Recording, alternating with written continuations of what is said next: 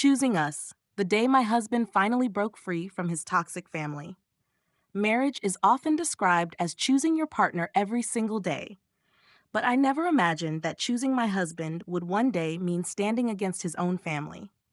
My name is Emma, and this is the story of how David, my husband, made the painful yet necessary decision to cut ties with his toxic mother and sister, a choice that ultimately saved our marriage. It all started with a phone call. Not just any call, but the call that changed everything. I remember it vividly.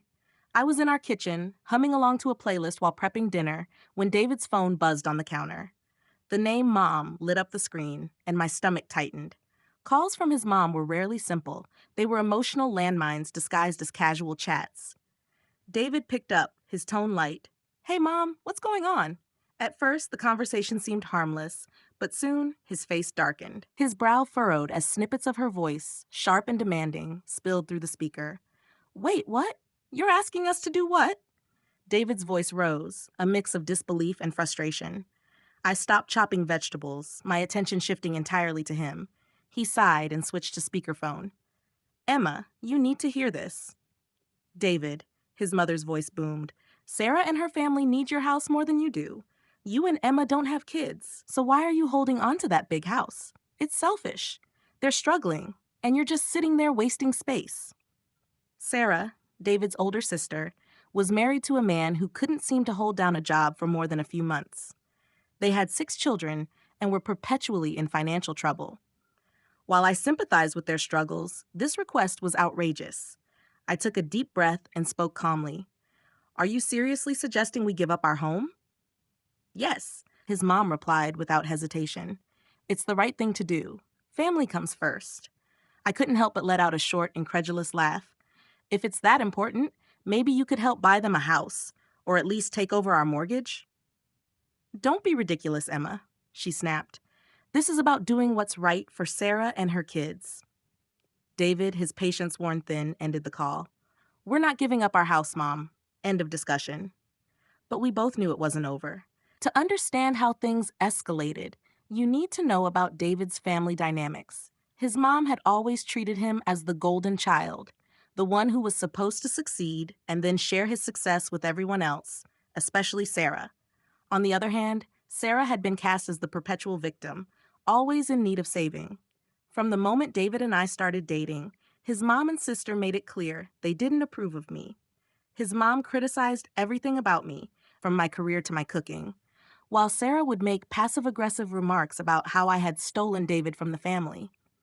At first, David tried to mediate, but as their behavior worsened, it became harder to ignore. The demand for our house was the final straw. A few days later, Sarah called me directly. "You're tearing this family apart," she accused. "If you weren't so selfish, we wouldn't be in this mess. Don't you care about my kids?" "Sarah," I replied, keeping my voice steady, "your situation is unfortunate, but it's not our responsibility to fix it. We've helped before, but this is too much." She hung up on me, but not before muttering something about hoping David would come to his senses. When I told David about the call, he was livid. That night, he sat me down and said, "This has to stop. They've crossed every line imaginable. It's time I set some boundaries."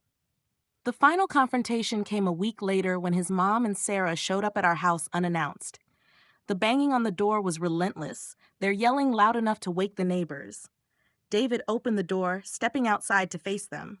His mom pointed at me through the window, her voice dripping with venom. "David, she's manipulating you. This isn't who you are. You're better than this." David's response was calm but firm. "No, Mom, this is exactly who I am. Someone who refuses to let his wife be disrespected. Someone who's tired of being guilt-tripped and manipulated. I'm done." Sarah tried to interject, but David cut her off. "And you, Sarah, need to take responsibility for your life. Emma and I are not your safety net. This ends now." They left in a fury, his mom shouting over her shoulder, "You'll regret this, David. Family is everything." In the weeks that followed, his mom and Sarah tried every tactic to regain control, sending guilt-ridden texts, recruiting other relatives to pressure us, even showing up at David's office. But David stood firm. Surprisingly, his dad offered quiet support. "You're doing the right thing," he told David. "I've been putting up with their nonsense for years." Cutting ties wasn't easy. David grieved the family he wished he had, but over time, the weight of their toxicity lifted. Our relationship grew stronger, and our house, our sanctuary, became a symbol of the life we had built together. Looking back, I'm proud of David for choosing us. Family is important, but not at the cost of your peace, happiness, or self-respect. Sometimes the hardest but bravest thing you can do is walk away from the people who claim to love you but only cause harm.